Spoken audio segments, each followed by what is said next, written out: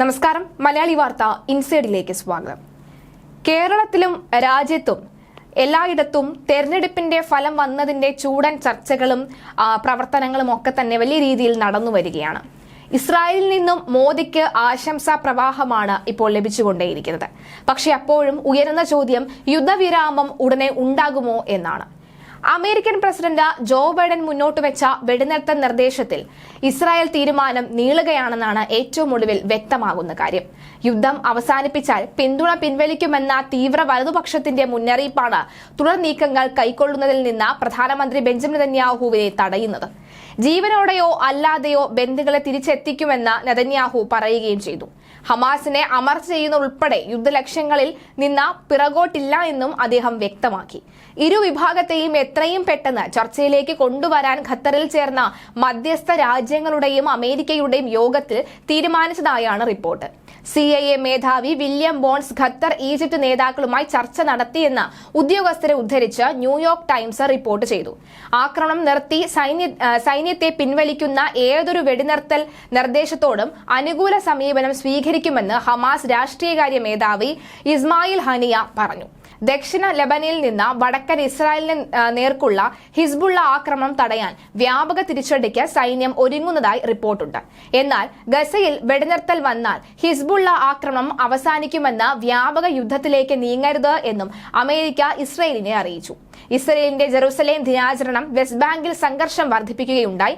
കിഴക്കൻ ജെറുസലേം ഉൾപ്പെടെ എല്ലാ ഇസ്രായേലിനും മാത്രം അവകാശപ്പെട്ടതാണ് എന്ന് മന്ത്രി ബെൻ ഗവിറിന്റെ പ്രസ്താവനയ്ക്കെതിരെ ഫലസ്തീൻ പ്രസിഡന്റും ഹമാസും രംഗത്തു വന്നു. പ്രകോപന നീക്കങ്ങൾക്കെതിരെ അറബ് ലോകം പ്രതികരിക്കണമെന്ന് ഹമാസ് ആവശ്യപ്പെടുകയും ചെയ്യുകയാണ്. റഫ ഉൾപ്പെടെ ഗസയിൽ ഇസ്രായേൽ ആക്രമണം ശക്തമായി തുടരുകയാണ്. ഗസയിൽ പരിക്കേറ്റവർക്ക് ചികിത്സ നൽകാൻ ആശുപത്രികൾ ഇല്ലാത്ത സാഹചര്യം മരണസംഖ്യ ഉയർത്തുന്നതായി ഗസ ആരോഗ്യ മന്ത്രാലയം മുന്നറിയിപ്പ് നൽകി.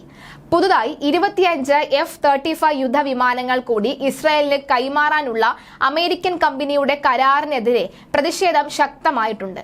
ലോക്ക് ഹീഡ് മാർട്ടിനുമായാണ് ഇസ്രായേൽ ചൊവ്വാഴ്ച കരാറിൽ ഒപ്പുവെച്ചത്. ഇസ്രായേലുമായി $300 കോടി ഏകദേശം 25,000 കോടി രൂപയുടെ യുദ്ധവിമാന കരാറിൽ ഒപ്പിടുകയാണ് അമേരിക്ക ഏറ്റവും ഒടുവിലായി ചെയ്യുന്നത്. എന്നാലും യുദ്ധവിരാമം ഉടനെ ഇല്ല എന്ന് മനസ്സിലാക്കിക്കൊണ്ടാണ് ഈ ഒരു കരാറിലേക്ക് എത്തിയത് എന്നാണ് പലരും പറയുന്നത്. യുദ്ധവിമാന കരാറിൽ ഒപ്പിട്ട അമേരിക്കയാണ് ഇപ്പോൾ രംഗത്ത് വന്നിട്ടുള്ളത്. 25 F-35 യുദ്ധവിമാനങ്ങൾ കൈമാറാൻ അമേരിക്കൻ കമ്പനിയായിട്ടുള്ള ലോക്ക് ഹീഡ് മാർട്ടിനുമായാണ് ഇസ്രായേൽ ചൊവ്വാഴ്ച കരാറിൽ ഒപ്പുവെച്ചത്. ഓരോ വർഷവും ഇസ്രായേലിന് അമേരിക്ക നൽകുന്ന സൈനിക സഹായ തുക ഉപയോഗിച്ചാകും കൈമാറ്റം. റഡാറുകൾക്ക് പിടികൊടുക്കാത്ത രഹസ്യ വിവരങ്ങൾ പിടിച്ചെടുക്കാൻ ശേഷിയുള്ള ആകാശത്തും ഏറ്റുമുട്ടലിന് ശേഷിയുള്ള അത്യാധുനിക യുദ്ധവിമാനമായ F-35 പശ്ചിമേഷ്യയിൽ ഇസ്രായേലിന് മാത്രമാണ് അമേരിക്ക കൈമാറിയിട്ടുള്ളത്. ഇതോടെ ഇസ്രായേൽ വ്യോമസേനയുടെ കയ്യിൽ F-35 വിമാനങ്ങൾ 75 എണ്ണമാകും. 2018 മുതലാണ് ഇവ ഇസ്രായേലിന് ലഭിക്കുന്നത്. എത്ര കടുത്ത പ്രതിഷേധത്തിനിടെയും ഇസ്രായേലിലെ മേഖലയിൽ അതിശക്തിയോടെ നിലനിർത്തുക എന്ന US പദ്ധതി വ്യക്തമാക്കുന്നതാണ് പുതിയ കരാർ. അതിനിടെ 1 ലക്ഷം റിസർവിസ്റ്റുകളുടെ കൂടി അടിയന്തര സേവനത്തിന് വിളിച്ച ഇസ്രായേൽ രംഗത്ത് വന്നിട്ടുണ്ട്. ലെബനനിൽ സംഘർഷം കനക്കുന്നത് പരിഗണിച്ചാണ് സൈനിക നിര ശക്തിപ്പെടുത്തുന്നത്. ലെബനനോട് ചേർന്നുള്ള വടക്കൻ അതിർത്തിയിൽ ബുധനാഴ്ച ഇസ്രായേൽ പ്രധാനമന്ത്രി ബെഞ്ചമിൻ നെതന്യാഹു സന്ദർശനം നടത്തുകയും ചെയ്തു. അതേസമയം ഗസയിൽ കൂട്ടക്കുരുതി തുടർന്ന് ഇസ്രായേൽ രംഗത്ത് വരുന്നുവെന്ന വാർത്തയും മറുവശത്ത് വരികയാണ്. അഭയാർത്ഥി ക്യാമ്പുകൾ ഏറെക്കുറെ ലക്ഷ്യമിടുന്ന ഇസ്രായേൽ സൈന്യം പുതുതായി ബുറൈജ് ക്യാമ്പിലെത്തിയതായും റിപ്പോർട്ടുകൾ പറയുന്നു.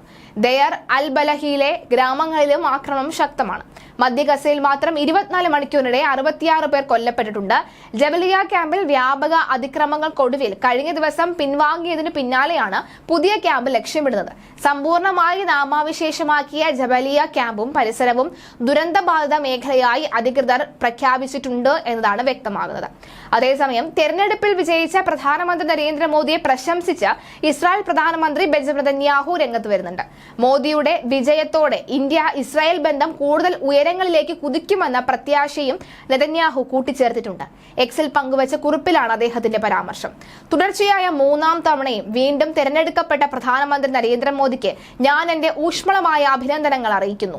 ഇന്ത്യയും ഇസ്രായേലും തമ്മിലുള്ള സൗഹൃദം പുതിയ ഉയരങ്ങളിലേക്ക് കുതിച്ചുയരട്ടെ. നെതന്യാഹു കുറിച്ചത് ഇങ്ങനെയായിരുന്നു. 1992 ഇരു രാജ്യങ്ങളും തമ്മിൽ നയതന്ത്ര ബന്ധം സ്ഥാപിച്ച ശേഷം ഇസ്രായേൽ സന്ദർശിക്കുന്ന ആദ്യ പ്രധാനമന്ത്രിയാണ് നരേന്ദ്രമോദി. ഇറ്റാലിയൻ പ്രധാനമന്ത്രി ജോർജിയ ബെലോണിയും മോദിക്ക് അഭിനന്ദനം അറിയിച്ച് രംഗത്ത് വന്നിട്ടുണ്ട്. ഇരു രാജ്യങ്ങളും തമ്മിലുള്ള സൗഹൃദം ശക്തിപ്പെടുത്താനും വിവിധ വിഷയങ്ങളിൽ സഹകരിച്ച പ്രവർത്തനം ശക്തിപ്പെടുത്തുമെന്നും മെലോണി അറിയിച്ചിട്ടുണ്ട്. സിംഗപ്പൂർ പ്രധാനമന്ത്രി ലോറൻസ് വോങ്, മാലദ്വീപ് പ്രസിഡന്റ് മുഹമ്മദ് മൊയ്സു എന്നിവരും മോദിയെ അഭിനന്ദിച്ച് രംഗത്തെത്തി. 400 സീറ്റ് നേടി അധികാരത്തിലെത്തുമെന്ന് അവകാശപ്പെട്ട തെരഞ്ഞെടുപ്പിനെ നേരിട്ട ബിജെപിക്ക് ലോക്സഭാ തെരഞ്ഞെടുപ്പിൽ പ്രതീക്ഷിച്ച നേട്ടം ഉണ്ടാക്കാൻ സാധിച്ചിരുന്നില്ല. കഴിഞ്ഞ തെരഞ്ഞെടുപ്പിൽ 350 സീറ്റ് നേടിയ NDA സഖ്യം ഇക്കുറി 291 സീറ്റിലേക്ക് ഒതുങ്ങുകയായിരുന്നു. ഒറ്റയ്ക്ക് കേവല ഭൂരിപക്ഷം കടക്കാൻ ഇക്കുറി ബിജെപിക്ക് സാധിച്ചിട്ടില്ല എന്നതാണ് സത്യം. 233 സീറ്റുകൾ നേടിയ ഇന്ത്യൻ സഖ്യം വലിയ നേട്ടമുണ്ടാക്കുകയും ചെയ്യുകയുണ്ടായി. എന്തായാലും ഇന്ത്യ എന്ന മഹാരാജ്യത്തിന്റെ ആ ഒരു തെരഞ്ഞെടുപ്പ് ഫലം ലോകരാജ്യങ്ങൾ കൂടി ഏറ്റെടുക്കുന്ന ഒരു സാഹചര്യമാണ് ഉണ്ടായിരിക്കുന്നത്.